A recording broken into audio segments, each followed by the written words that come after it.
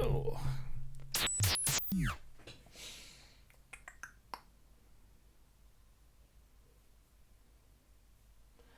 Live stream.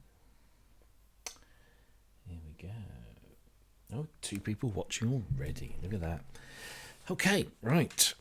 Just a couple more settings to change.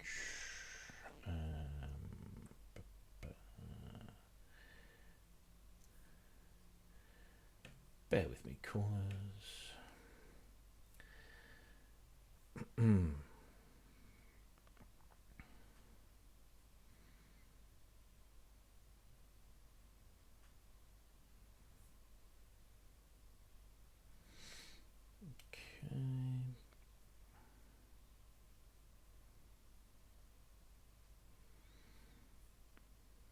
Do stick around. This will kick off very, very soon. Just need to do a little bit of self-promotion.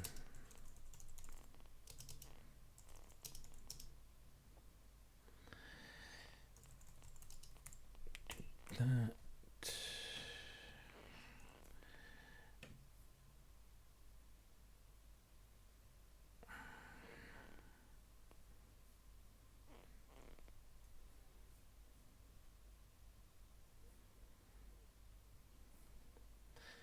That'll do. That'll do, poo. That'll do. Okie doke. So if we pop that over there, and then I just, it's not going to allow me to.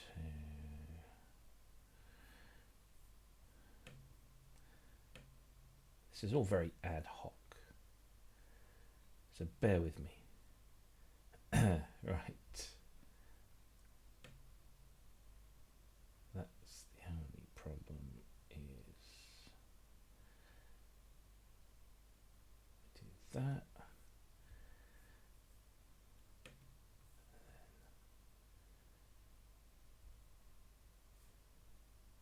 Yeah, let's just tweak that a little bit more.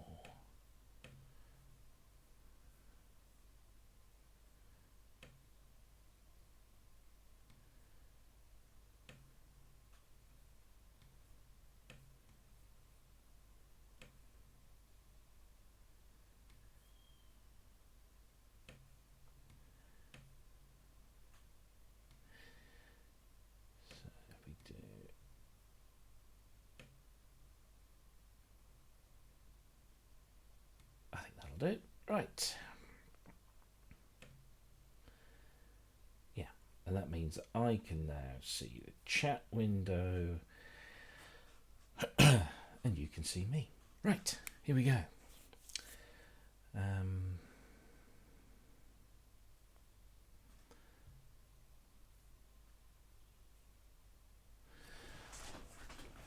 Right, lots of lovely people in the room.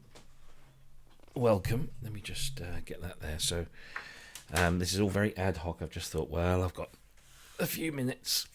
Let's do something. It's a Wednesday night. I'm drinking wine. I've just finished watching the leaders' debate, where the main leader of our country didn't bother to appear. So anyway, we won't bore you with politics. We're going to get away from politics. We're going to talk about Reason 9.5. And how bloody brilliant it is. And I've just realised I need to just change that ever so slightly so that you see everything in the window just about there. There we go.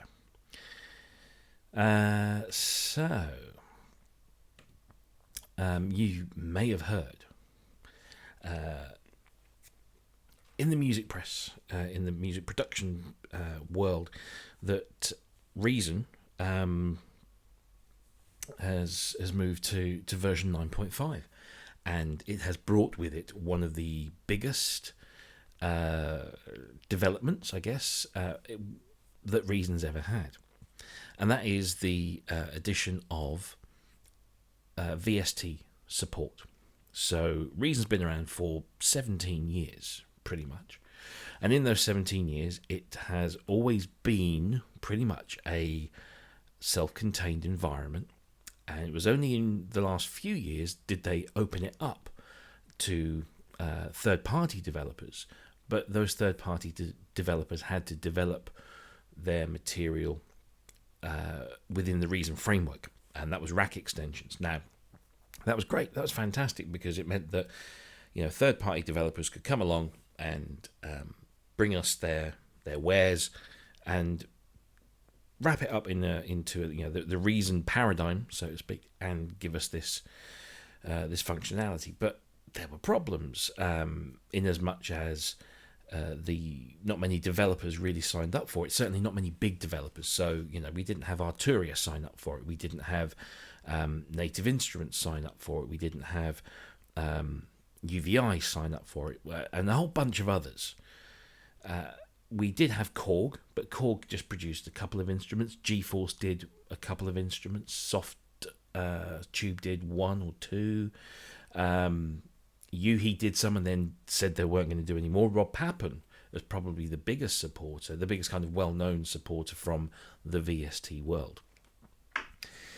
So all of this was kind of good and bad, because what we had were a bunch of software plugins that were very useful, but also a whole bunch of stuff that really wasn't that useful. It wasn't great. Anyway, so over the years, Reason has slowly but surely implemented a lot of the things that people said that restricted it from being classed as a full-blown digital audio workstation. Whether that's audio recording, whether that was external MIDI control, or whether that was third-party plugin hosting capabilities. So over the years, these things have been added. So there was a period where Propellerhead produced two pieces of software, one called Reason, one called Record. Record was the audio recording thing. Didn't take long for that to kind of just become Reason. External MIDI out came not long after that, and then we got rack extensions. And we had the announcement recently, of course, that 9.5 was going to give us VST support, which was fantastic. Now, I don't think I'm breaking any non-disclosure agreements. I'm part of a testing community, and we've been playing with this for a little while, testing it. And I have to say, right off the bat, and there's not a huge amount I can say about that, but what I can say is that I couldn't believe how good an implementation of VST hosting this was from the moment we got our hands on it. It was incredible. It was really, really good. I mean, it was incredibly stable. Sure, there were bugs and there were things that were popping out and giving us a hard time, but vastly it was just stable, and everything was running as you'd expect it to run, and most importantly, it was implemented really well, and the flow was fantastic. So I just thought, seeing as I've got a few minutes here and there, that I would show you what what VSTs within Reason look like, because it's been this kind of fenced off environment for such a long while. How do they do it? Now I'm thinking, if you're seriously into your music production and you are in any way interested in this, you've probably already downloaded the demo, and I would thoroughly recommend that you do so, and go out and because it's free. It's fully functional, except for, I think, the main disability in the demo is that you cannot save your work. Okay, so or can you save it and just not load it in? It's one of the two. Other than that, it's pretty fully functional, which makes for a fantastic demo. I really don't understand these crippled demos that take away so much functionality, because you just don't get a chance to feel the software. So hats off to Propellerhead for producing a demo that is really fully functional, and you can get into it and start producing stuff. And the only problem is that if you probably find yourself producing something really cool and you can't do much with it, and that's the enticement, I guess. Reason 9.5, that's the version that brings in VST compatibility. If you want that, if you're already a Reason 9 license owner, you just got to update. And what happens with Reason nowadays is it updates within the app. So here at the top, if I just do that, you can see my big pointer. So just here, what happens is when there's an update available, it shows straight up here, there's an update available. This is the update version. Do you want to install now? Do you want to ignore it? So you don't have to take it. It's entirely up to you. And the updates are usually around 180 megabytes. And on any kind of modern day internet connection, that doesn't take a long time to download at all. So if you've already got 9 installed, it will probably take a couple of minutes to install the update, and then if you're doing it for the first time, it will scan your plugin folders for your VST plugins, and that's all it will do. And then you're up and running. You're good to go. It really is as simple as that. And so if you're not a Reason 9 license holder, Mickey D's in the chat room, hello sir. If you're not a Reason 9 license holder, then you're going to need to upgrade. Now, again, this is really simple and it's really fair. If you're still using, which I can't imagine you would be, but if you are still using or you still own a license for Reason version 1, so a 17-year-old license, you can upgrade to Reason version 9.5 for the same upgrade price as you would pay if you owned Reason version 8, which I think, if I'm not mistaken, is $129 or 129 euro, wherever you are in the world. Now, I think that's pretty damn fair, that you can have abandoned Reason at version 4, but if you still own that license, you can upgrade for the same price as if you were upgrading from the last version. So that's really cool. And of course, if you don't own Reason, you will have to pay the full price, which I believe is now €399 or dollars, depending on where you're buying. And again, that's incredibly good value for money, in my opinion, for what you get.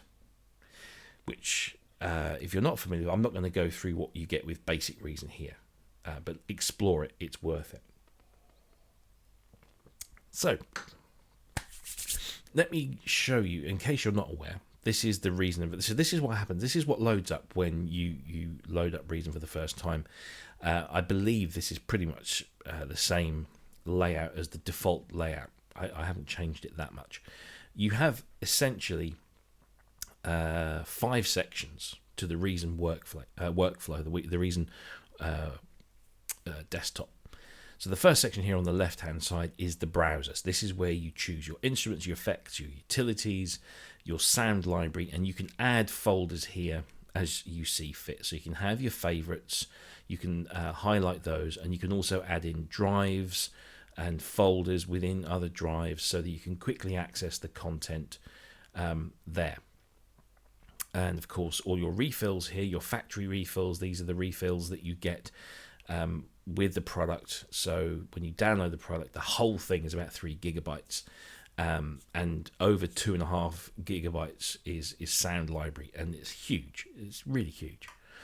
Rack extensions here, these are so if you click on there, these are all your rack extension files. So these are basically patch settings. So for example here, if I look at the Korg Poly 6, these are all patches for this. They're instantly accessible. But you'll soon find out that actually Reason's flow means you rarely have to dip into these things because it does it all automatically for you. It's very clever. So there are your folders and your recent patches, your song samples, all your folders that you can create. You can add them here. And then this is the main part here. So depending on what you've got highlighted here, instruments, for example. So if you click on instruments, all your instruments are listed here, and you have thumbnails. So for if you are like me, and I think this is one of the reasons I'm a real big fan of Reason, it's very visual. So if you look at something, if you can recognize something just by looking at the thumbnail, this is a great way of picking and finding the things that you want. And so anyway, they're all listed there. The same applies for effects, so they're all listed. And these are VST plugins, these are Reason native devices, these are rack extensions. They are all listed in the same window. And you might think, oh, there's a lot there to scroll through. But don't worry, because at the moment, everything is categorized by manufacturer, and you can expand and collapse them if you wish to make the scrolling through easier. So you can do that. And then, of course, you've got utilities. And this includes VST utilities as well as rack extensions and native utilities within the Reason environment. And then the fourth option here is the players function. This is something new for Reason 9 that was introduced last year. And these are arpeggiators, no echo devices, and one of my favorites, the scales and chords, which I'll probably show you in just a bit. So that's your browser, and you can search anything within the system with the search bar there. It's pretty quick, of course, depending on your system. My refills folder is just here. So, and as you can see, in old versions of Reason, when you used to click to the link where your refills were kept, it would have to go and index them. Every time you opened Reason, it'd have to re-index the file. It doesn't do that anymore. It stores all of it, and it's fantastically quick. So if you're looking in any of these folders here, so let's have a look at Abbey Road keyboards. This is a Reason refill, and if I choose a patch or an instrument, if I click on that, down here in the bottom window, it will give me some description of what that is. Now, sometimes it's a big description, sometimes it's a small description, but it's there nonetheless. So that's the browser. At the top here, you've got the mixer. So I'm just going to pop the mixer out because you can do that quite easily. And I don't tend to use keyboard shortcuts. Maybe I should learn them a bit more. So this is the mixer. At the moment, there's only one channel in here. This mixer is modeled on an SSL 9000 and is incredibly good. There's a lot of detail here. I can't fully expand. I mean, I'm on a large screen Mac here, but I've had to cram things in a little bit just to make it better for you to view. But you'll see that expand a little bit later on. Now, as you can see, I've broken the mixer out of the main window, and so therefore it's come out of the main section here. As soon as I shut this down, it pops back in, or I can condense it out of the way like that. So some people criticize the Reason environment for being overly fussy. I would certainly recommend using multiple monitors if you can. And what I tend to do with the multiple monitor configuration is pop the mixer in one screen and then just have the rack and sequencer in my main work screen, because that's where I do all the work, and then the mixer I can just tinker with.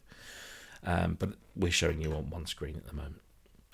In the middle, we've got the rack. So let me just condense the mixer there so we get a bit more space for the rack. And this is the famous part of Reason. This is the bit of Reason that has never changed. There's always a rack. And the rack is just like a good old-fashioned hardware rack. And you choose something to put in there. For example, let's choose... let's actually choose... I'm going to save the VSTs for a minute.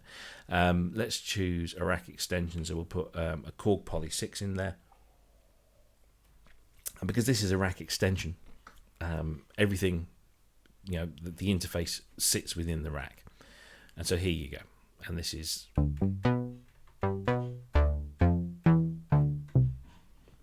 So that's all there. And you can tinker with your Poly 6, as they say. And you can drop in instruments and effects, and of course, the classic thing is you hit the tab key on the keyboard and the rack flips around. And you have all your cables, and they move when you flip the rack, which is always cool to see. And Reason automatically patches the cables in, certainly the audio cables, for you straight away. So if I delete, that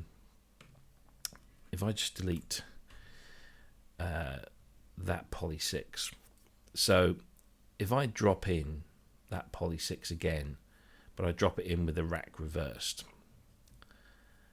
you're going to see the patching happen automatically. It goes straight through here into the audio inputs, and that's it. And it automatically creates a mixer channel for you here, as you can see.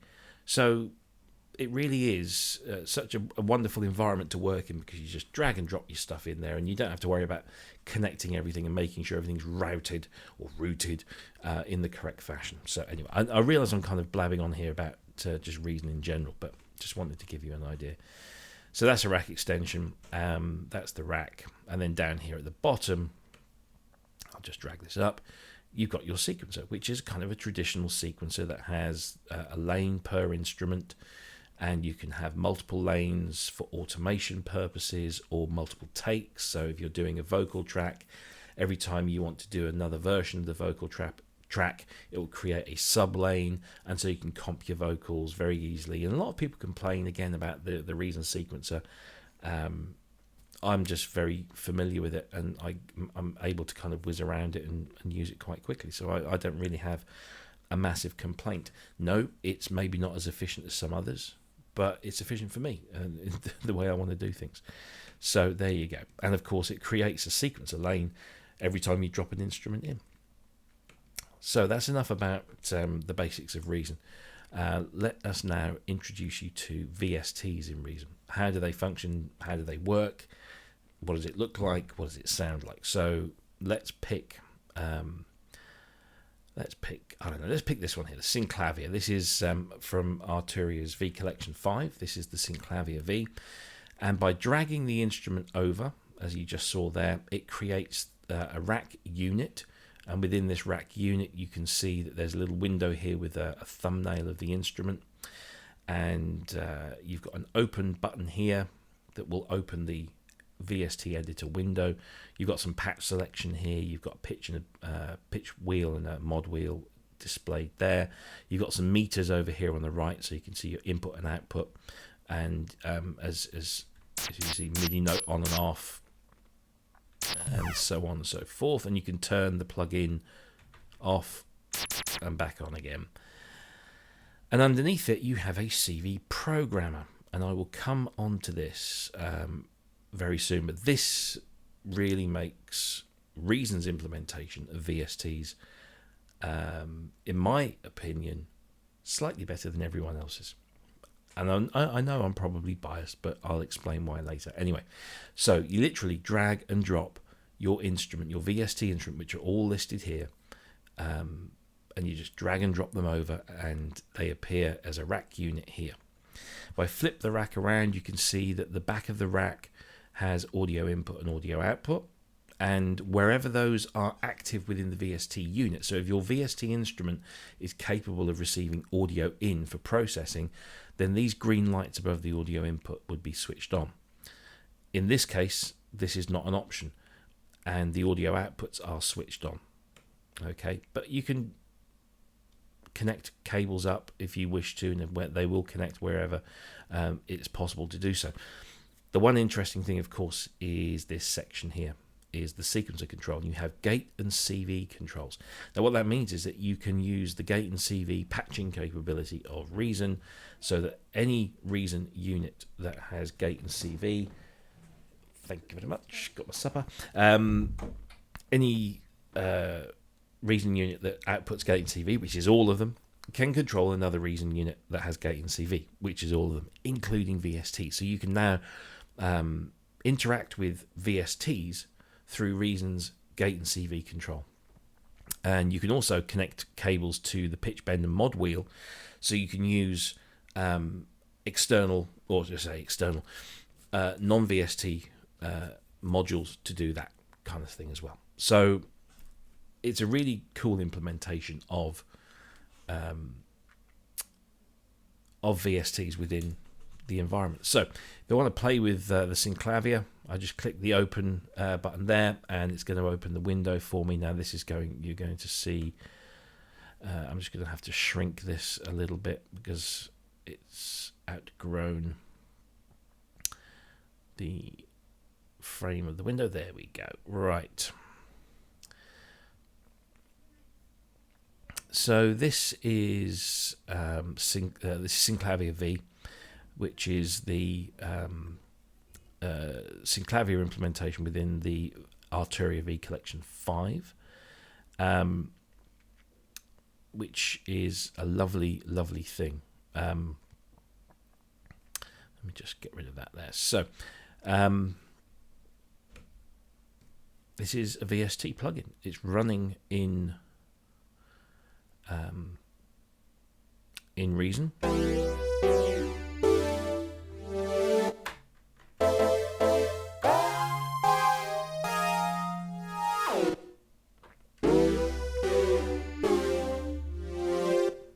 And as you can see, there's a huge amount of amazing sounds.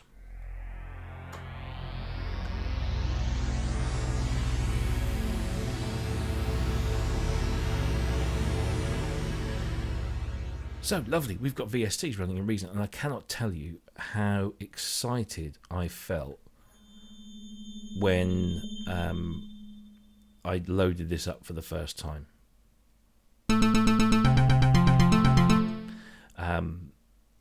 To have a VST running in my favourite production environment where I do all of my music and where I feel most comfortable was just incredible, because before I was having to do all these kind of workarounds and fudges that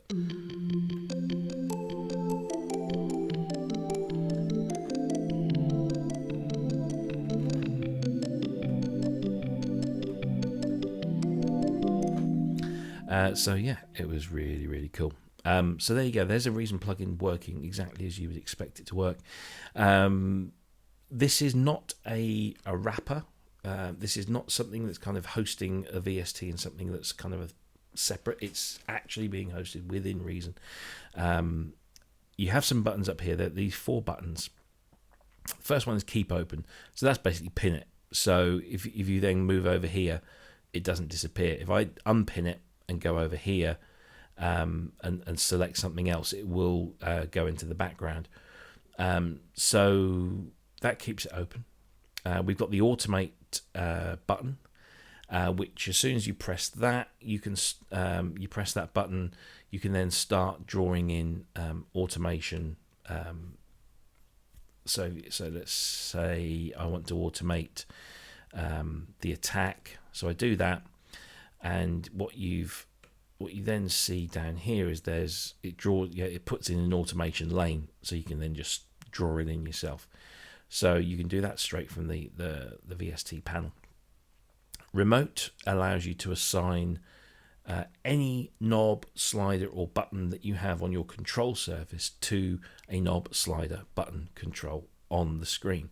So if I hit remote and it says click a parameter, and I'm going to click the attack knob in the amp envelope there, it's now asking me, show me, tell me which control. So I've got my little Behringer here. I'm just gonna do that. I'm just wiggling the knob. Ooh, misses, and it's found what it is. You click OK, and so now, as you can see, I'm turning the knob on my control surface, and it's turning the knob there. So it's as instant as that. So whatever instrument you're working on, you can do that and just get that instant control over any parameter. So if you think, right, here I am, I want to record this, and I want to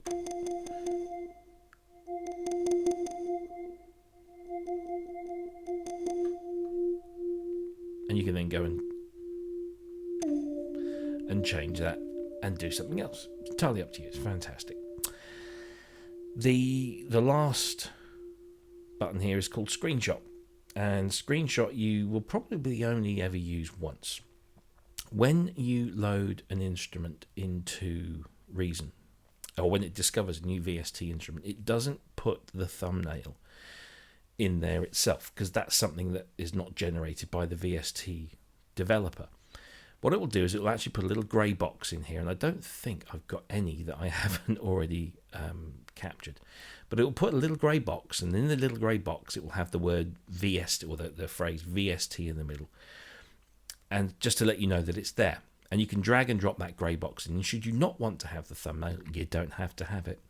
But if you do want the thumbnail, you simply drag the unit into the rack, and you say do so like this, for example. You drag it in, it would load up. You go to the open screen, and that would then open up the plugin window. You can then click the snapshot button like so, and whatever is in that window at that time then becomes your snapshot here, and also your snapshot over here in the browser. So you will find that on your first couple of uses of Reason, you might actually just want to make a job of just going through, loading everything up, clicking the snapshot button, and then just so you have a visual reference, and then that'll probably be it. Or maybe you want to have the snapshot of a different screen within the plugin. It's entirely up to you. You can change it as often as you like. So there you go. So that's the basics of plugins, and as I said before, they just work.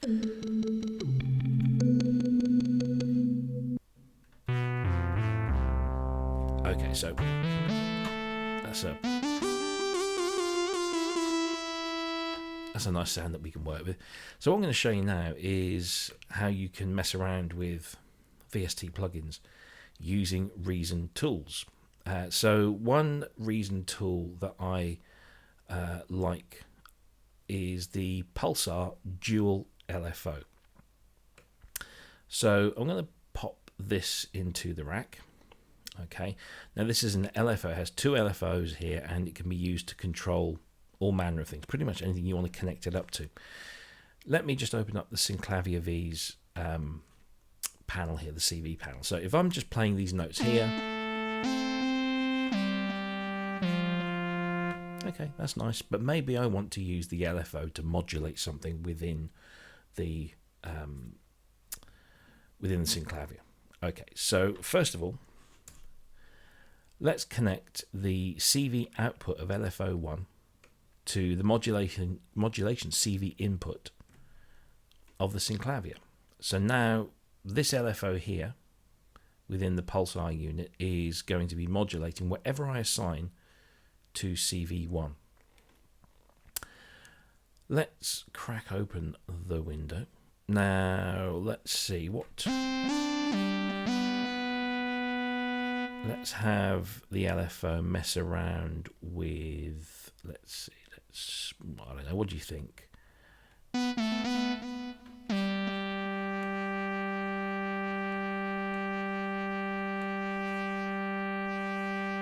a bit too subtle, isn't it, really? I mean, we could just, yeah, let's do...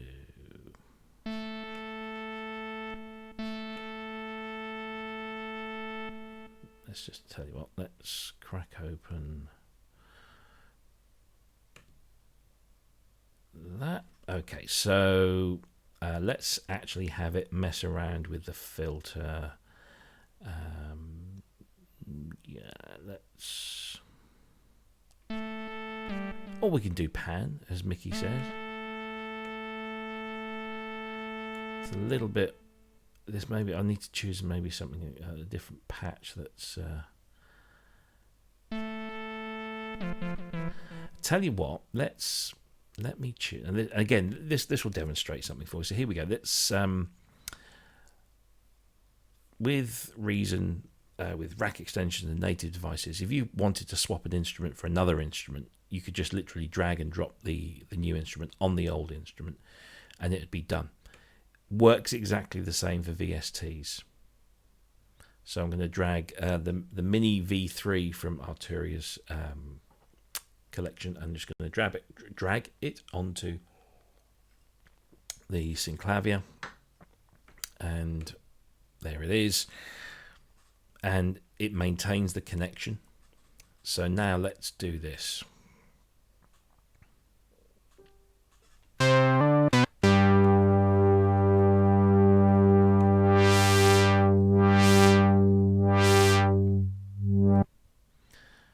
Okay, so what we want to do is we want to modulate this parameter. So we're going to learn, so we could actually choose from a drop down list of all the available parameters within Mini 3, okay, or we can click the Learn button and just say, that's the one I want. And you can see straight away that based on my LFO setting, my cutoff frequency is being modulated.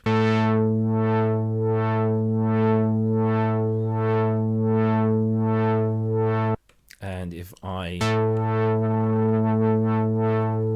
change the rate there, and the level,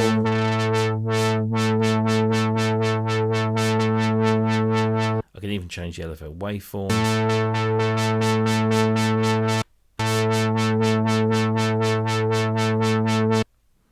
As you can see, the knob is moving quite rapidly. So straight away, it's so incredibly easy to take any VST, hook it up to any other tool that comes with Reason or as a rack extension or whatever, and have it work with it straight out of the box, as they say, which I think is great. It's not something you can do that easily within other environments. I can carry on doing this. So if I want LFO2 to do something as well, I just drag and drop the cable over there, flip the rack. We're going to learn, what should we do? Well, let's do this. Just click on the knob there, and the emphasis is already there. So now we just need to turn that on, and we should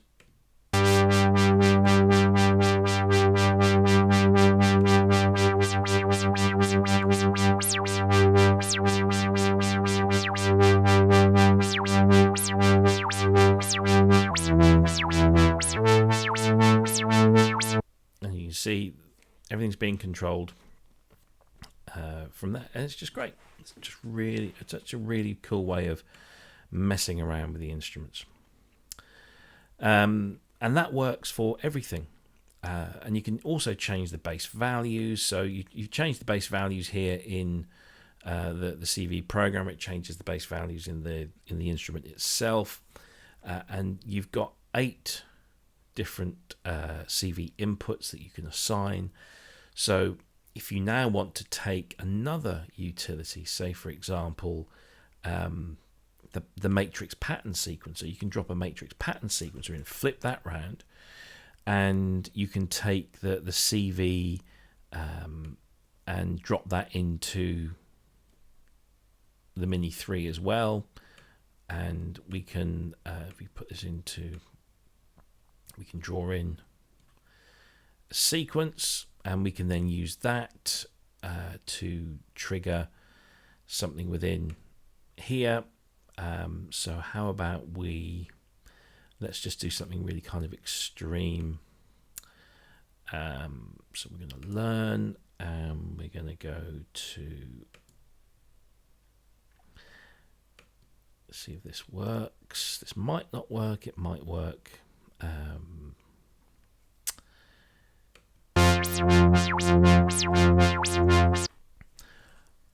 sure if that's actually doing what I want it to do. Let's see if there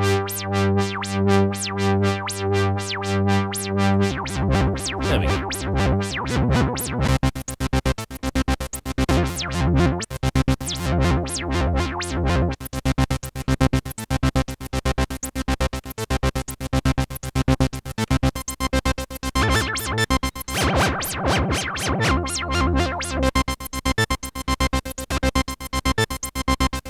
Might not sound the nicest thing in the world, but as you can see, the matrix sequencer here is using the steps to change the range of the oscillator, because that's what I just told it to do. It might not be the thing you want to do, but that's what we've said, and we can assign that to anything that we want within the synthesizer from a creative level, and that might be what we want it to do. So there you go. We've got, as Mickey's just said in the chat, it does work really, really well. The flow hasn't been interrupted. This is, Reason's kind of known the people that love Reason love it because of, the fact that you can just say, okay, I want this sound. So let me just get rid of these. For me, this is the beauty of Reason. This is why I love Reason. I fire it up. It takes a few seconds to boot, and then I'm here. Right, what do I want to do? Well, I've got this idea in my head, and it's going to start with the piano. Okay, so let's just grab a piano and just drag and drop that in. And you can just do that. You just grab an instrument, drag and drop it in, and let it load.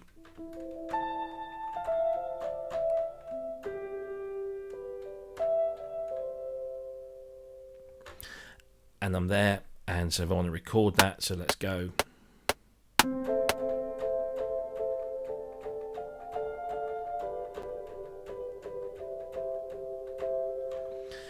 And then my idea is there, and I can just mess around with that and do whatever I want, and it's instant. So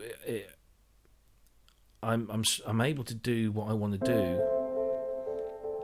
really quickly, and that's what I love about it. And it's just very instant. And now I think, okay, well that piano sound, well that's I like that, but I want to try something different. So let's choose another one.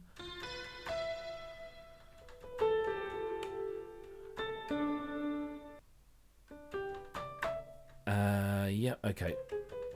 So this is a VST, so I'm just messing around with that. But if I want to mess around with the effects, then I think that could do with some some pulverizing. So just simply by dragging and dropping the pulverizer, you can hear that it's. I don't have to worry about patching anything in. Just does it. It's so quick. It's so for me it's just great. And I know a lot of people do use it just for getting their ideas down, which is it's just great. But now I think it's just the complete environment. It really is. Again, with refill. So I've got a stack of refill content here that I've built up over the years that I've been using this. And if I want, if I'm thinking, well, actually, I want something from a Fairlight. Okay, surprise. So if I go to the Fairlight, refill, and I have a look through, and I find a patch that I want. If I'm looking through the patches, I just drag a patch across, and I don't have to load up the instrument. It just loads up the instrument for me, based on the patch that I've chosen.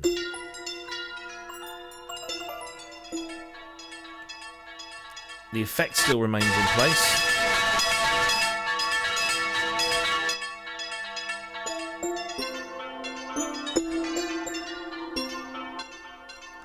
Don't like that patch? Well, let's just go to the factory sounds and let's find another combinator patch, and we'll choose I fancy an organ. Okay, let's just we'll drop the organ in.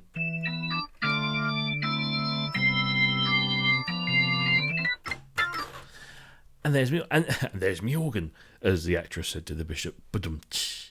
And so it's as simple as that. And now we've got that with VSTs, and VSTs work pretty much just like everything that was natively in Reason before. You might be thinking, oh, look at this, all this big blank space over here. It doesn't matter. Fancy a patch there? Let's stick a patch there. We drop it in, and it puts the instrument in.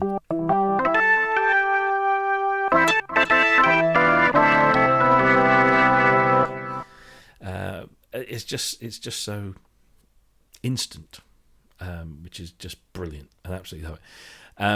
If I think, I'm going to go back to that song that I was working on before, so I just simply click on that song, and what it does is it opens that in the new window instantly for me, which I'm going to have to resize for you to see. So just there. So this was something I was working on the other day with it. I fancied myself as a bit of a Brian Eno, and so I dug out a DX7, an actual Eno DX7 patch, and used the players and came up with something that that sound a bit like this.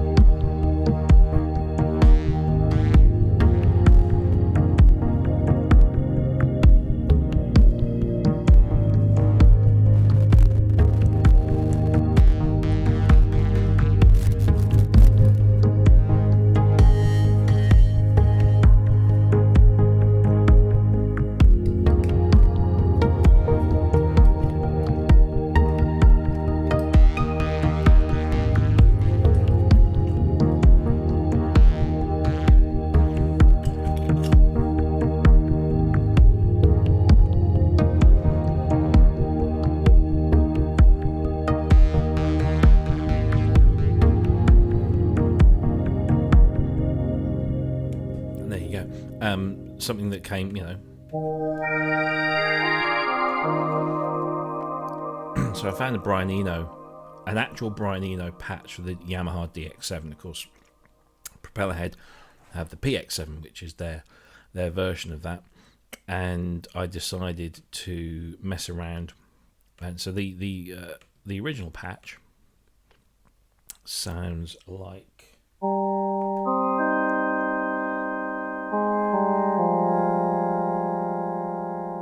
That, which is nice. It's kind of bell-like, and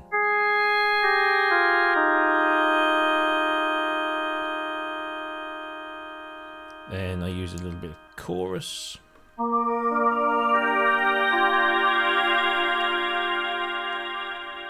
and the soupçon of reverb,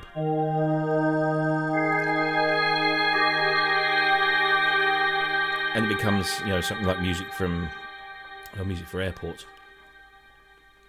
What was the space one he did? That one. Anyway, excuse me, I'm just eating my supper here. And that came up in 5 minutes, really, pretty much. And I can just go down and say, what do I... let's have... this one. Oh, can't find the file. Okay.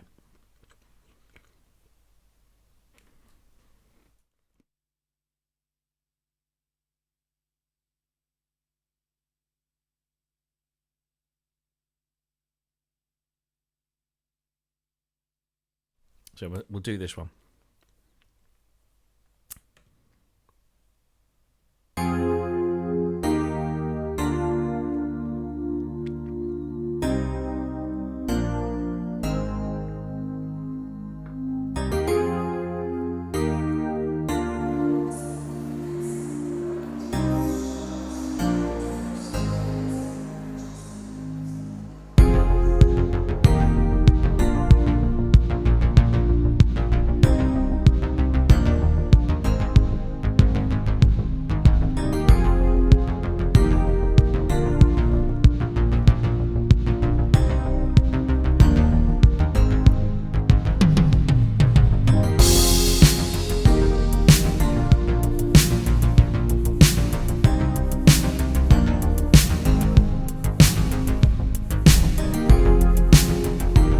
This one doesn't include any VSTs as yet, but it does include this great plugin here from Rob Pappen,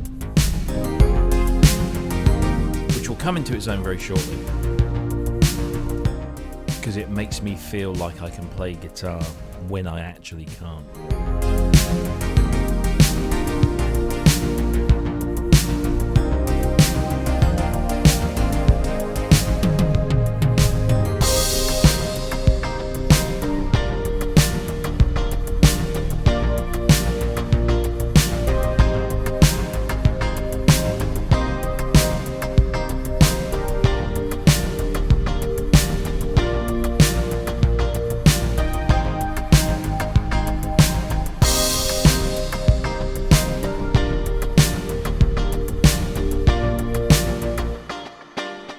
Clever that, isn't it?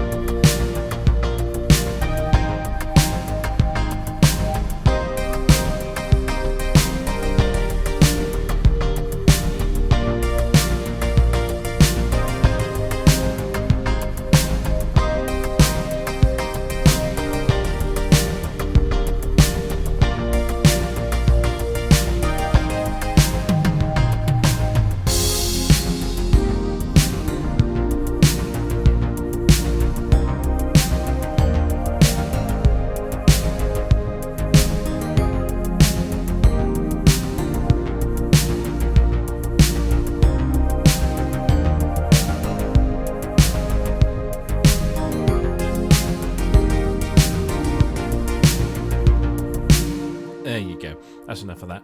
And it really is. It's just this this kind of immediacy that I really love about Reason. The fact that you can just open things up, close things up, everything works just really quickly and snappily, and you can get great ideas out. Here's another one. This is something that I knocked up just the other day. And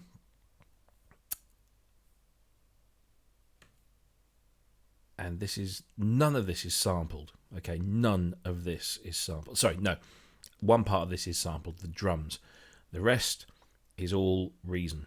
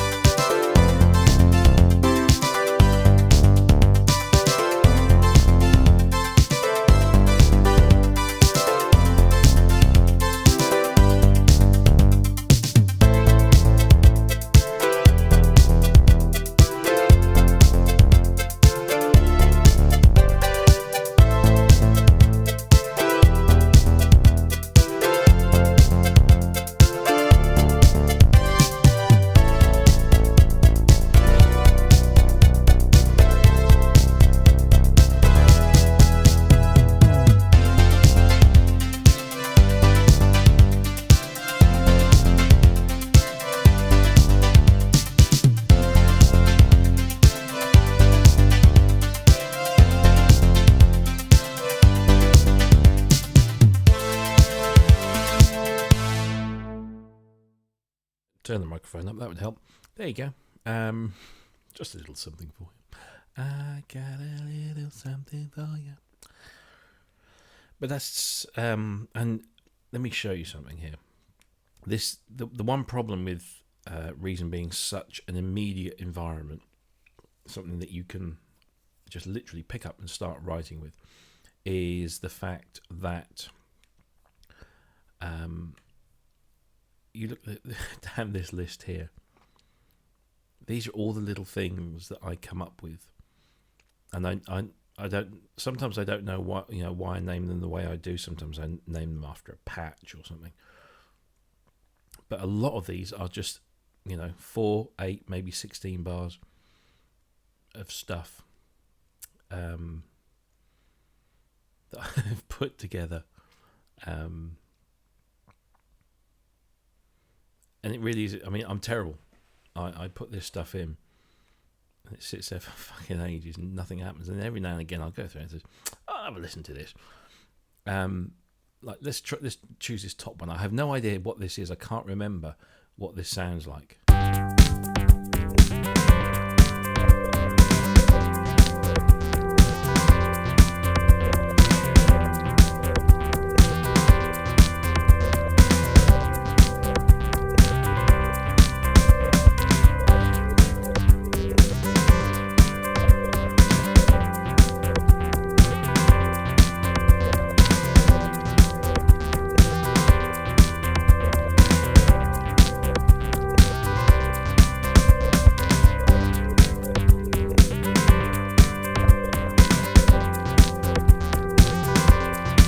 this shows you how old this is, because I'm still using the old mixer. It's not even using the main mixer, just going through one channel there. And I've got some kind of what's this then? I don't know what it is.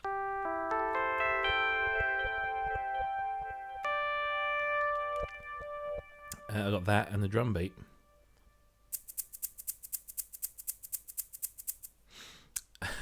It's just, you know, all these little things. I have no idea what these are. Just going to load them up. Sometimes I look at this thing and think, is this one that like Mickey sent me? Or is this something that I came up with?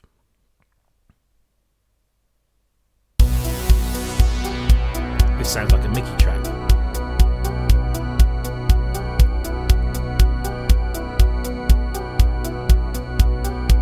Is this one of yours, Mickey?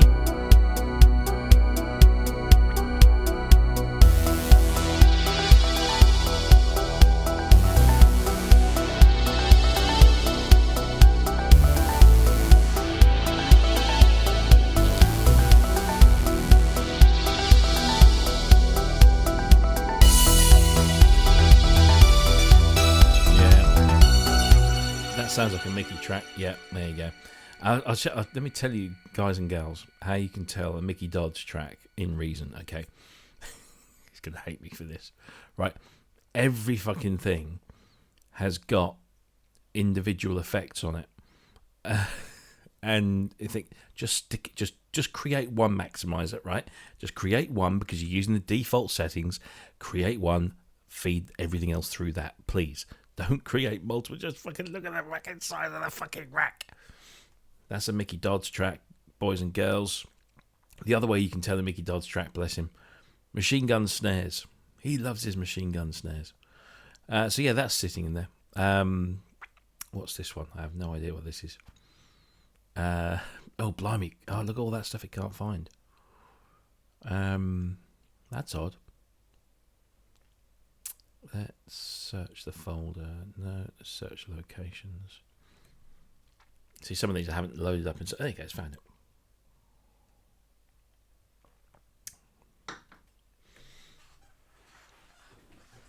it. Mickey says, that track is 60. It is. It probably is.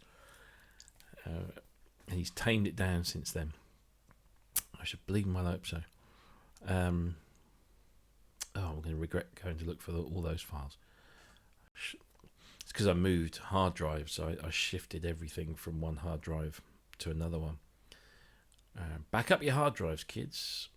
There's a lesson for you. Oh, it's taking forever. Whilst I'm doing it, let's just catch up what's going on in the world. Mr. Hopkins says, 10th time that Reason 9.5 has decided to crash during a remix. That's one thing that it hasn't ever done for me, and that's crash. I did notice somebody saying something today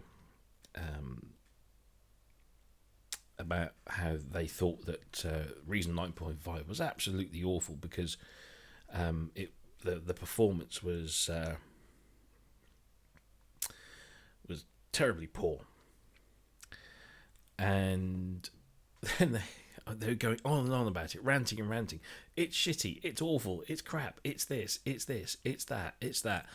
And then eventually somebody said, but what system are you running on? And they kind of reeled off this really old, sort of like 5 or 6 year old system that wasn't very well specified. And yes, anyway, just reading the comments here, I do believe we might have the great Mick Middles in our midst. Forgot the D out of midst. Mick, if you are still watching, although because you posted that 49 minutes ago, you probably went away. He said, love you, Rob, but not quite that bored, although it is strangely interesting. Mr. Doty, depends on what you're wearing. You don't see me in these videos, just like we don't see you most of the time, sir. Just flicking through other messages here. Zanny, there she is. Bless her. Hello, Zanny. There we go. So, I don't know who's. Say, if you're watching, say hello, will you? Because there's a bunch of people watching, and there's only Mickey and Zanny that have actually said anything. I'm going to stop this because that's just annoying. I can't be bothered to wait for that one. Anyway, so let's. Should we ought to get back to Reason 9.5 and VST plugins. So let's just let's shut. How many of these instances? No, that's not. I don't want to shut it down because then I'll just lose everything. So,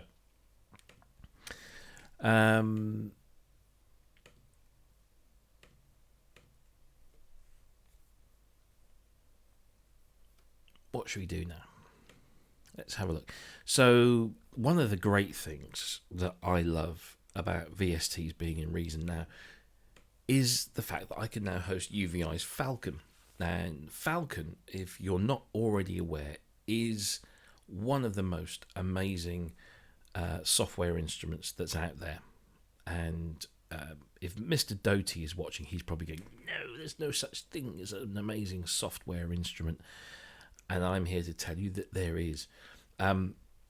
This thing is brilliant. And the fact that I can just open this up and straight away get right into some of the amazing sounds of this instrument is just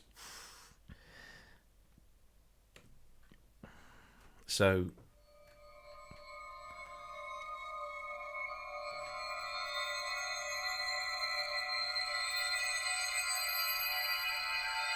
This is granular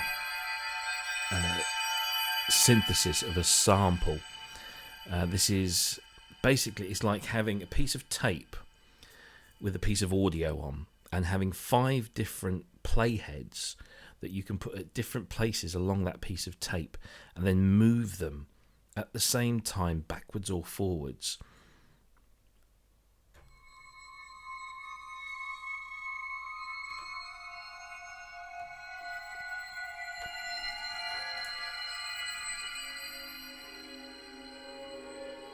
And it just produces some of the most amazing sounds. There's actually a video. If I recommend you look this up. So Falcon's kind of daddy was an instrument called Mac 5.3, produced by a company called Mark of the Unicorn, Motu, and they produced some videos on granular sample playback that used a piece of the Star Wars theme. And they literally took this slice of the Star Wars theme and created this whole new instrument. And it's just incredible. I'd love to be able to recreate it now, but I can't remember how to do that within here. So go and seriously go and find that. Just search for Motu Mac 5.3. Mac as in the speed, MACH, Mac 5.3. Star Wars or something, and you'll come up with this video. It's just incredible.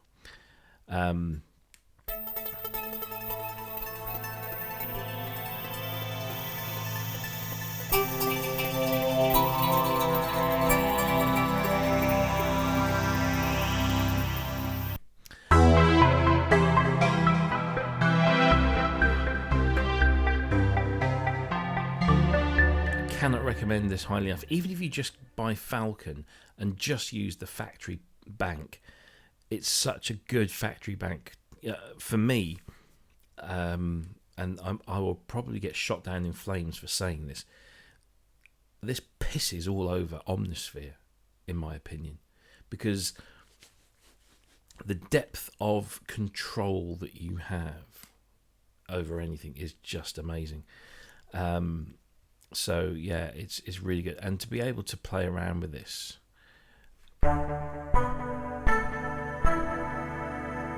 within Reason is just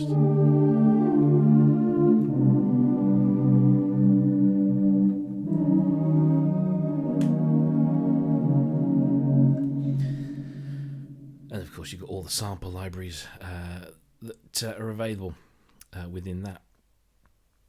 But it's just great, the fact that you can. I can't kind of express it enough. For somebody that has been a devout Reason user for so many years, the fact that I can now take any of those plugins that I've been collecting, over the years, and that I've had to kind of, if I want to incorporate them into my music, I have to just fudge around and it's a bit bloody awkward. And now I can just drag and drop them into my rack, and they're there and they work, and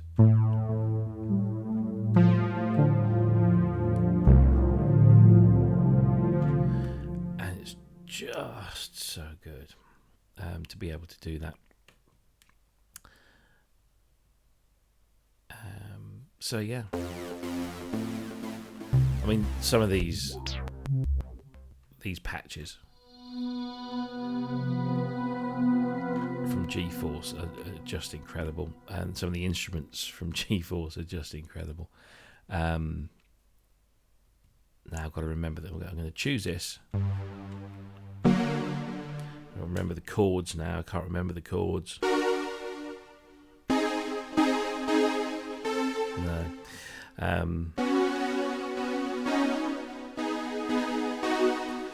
Anyway, it's just such a good feeling, from a creative point of view, that you can just take any of this stuff, drag and drop it in. I actually went and bought the Korg M1 and the Korg Wave Station as VST plugins, knowing full well that I'd never be able to use them in Reason.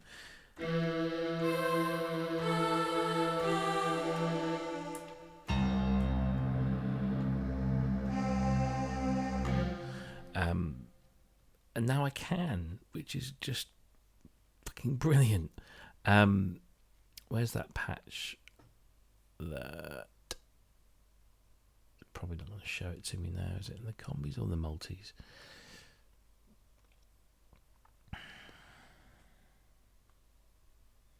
Can't find. There we go.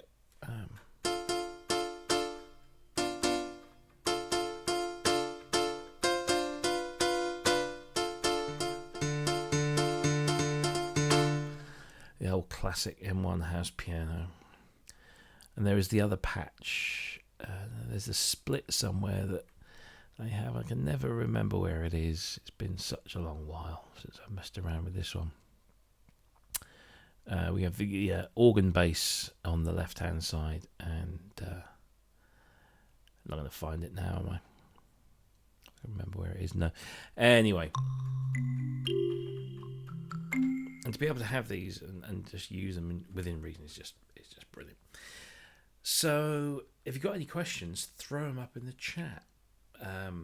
Basically, if you want me to show you anything, if you're curious as to how VSTs work in Reason 9.5, then just say so, and I will do my best to point you at them, answer your questions. Anything you've got, throw it at me. Come at me, kids. If not, you're just happy watching. Feel free.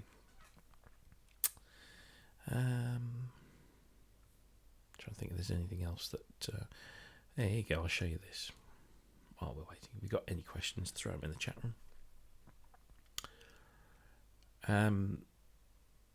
I've never been a massive fan of Contact from Native Instruments for a number of reasons, but I know lots of people really, really love it. I just don't, quite simply.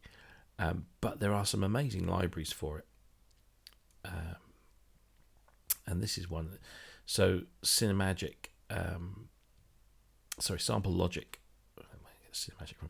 Sample Logic do some amazing Contact libraries, and the beautiful thing about it is that they work fully in the Contact player, which means I don't have to buy the full version.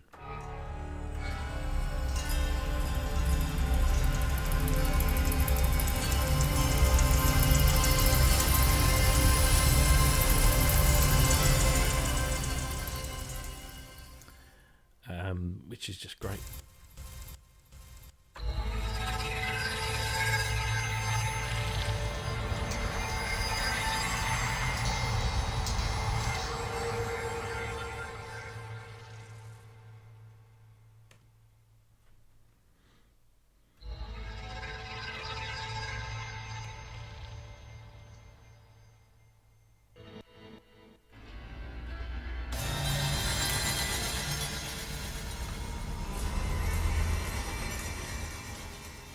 get some really powerful stuff out of their equipment.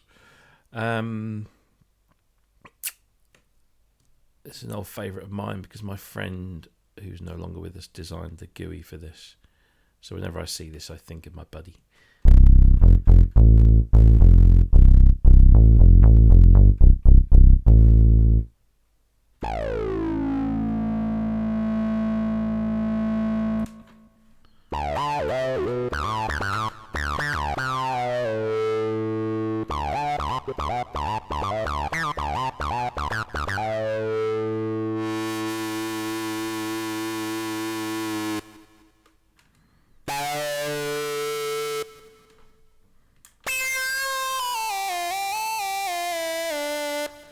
Here's the thing. Let me show you this. So, I am the least proficient keyboard player that you are ever likely to meet. I can't hold a fucking tune. But Reason can help you with that by using this thing called scales and chords. I can drop scales and chords in here, and if I say I want to play a piece of music in A flat minor, we'll do that.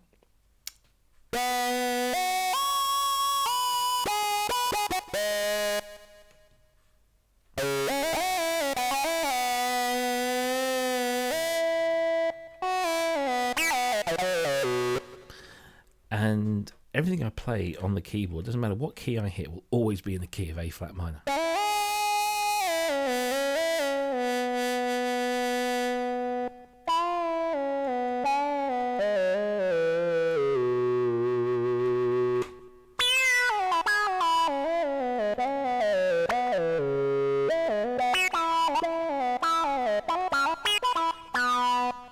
And if I choose a polyphonic patch, so let's go for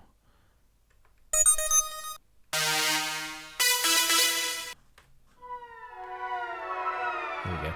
So I have a polyphonic patch, but I don't want to. I want to use this thing called anthem chord, which is C minor. So if I hit one key.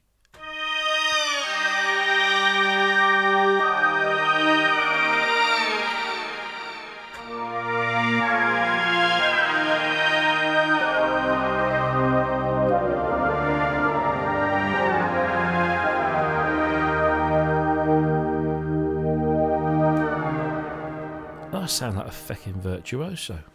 It's amazing.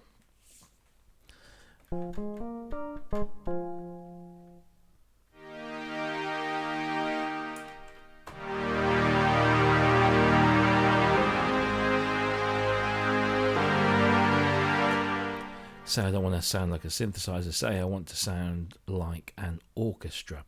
And so what I'm going to do, for expediency, I'm just going to load this up again. So load Falcon. Falcon's really cool, as we said before. And I'm going to go to their orchestral suite of instruments, which is here. And I'm going to choose the string ensemble, and I'm going to just load that up. So this, there we go. And now you'll notice that I still have the player function going, so I now have strings, and now I'm playing chords with a string ensemble from an orchestra.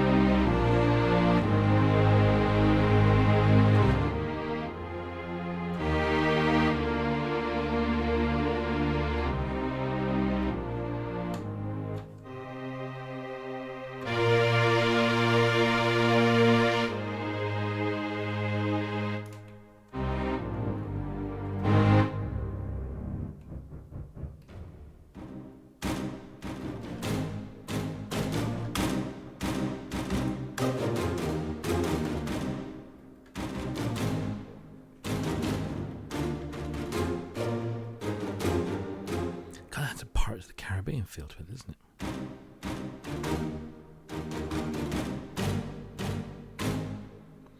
and it's brilliant. It keeps you in tune, and it's just fantastic, and I love it. I love it. It does that.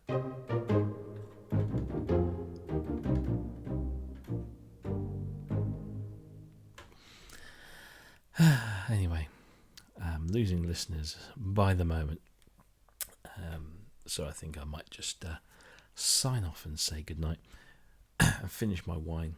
Still the middle of the working week, I'll have you know. Being very bad on a school night.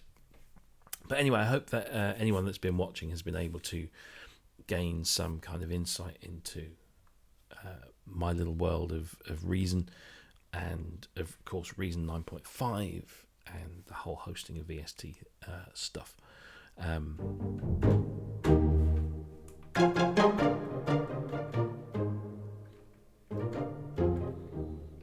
It's just so much fun now to be able to do all of these cool things all in one place, which for me is just fantastic.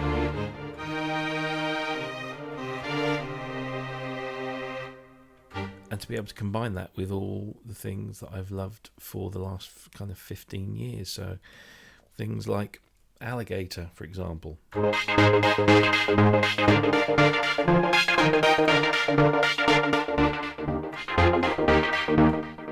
Which can just start fucking around with and getting some cool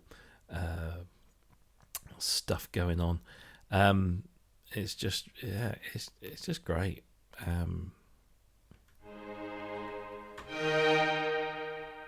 Messing around with convolution reverbs and using all of that kind of stuff, and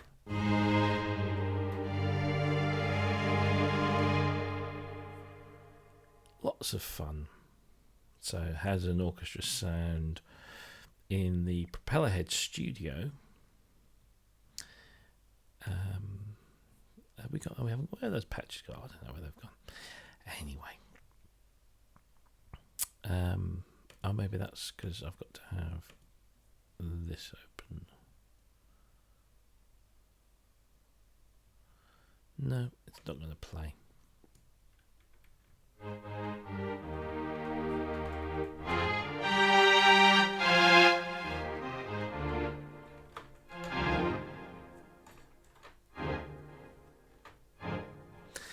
Anyway, thanks for watching.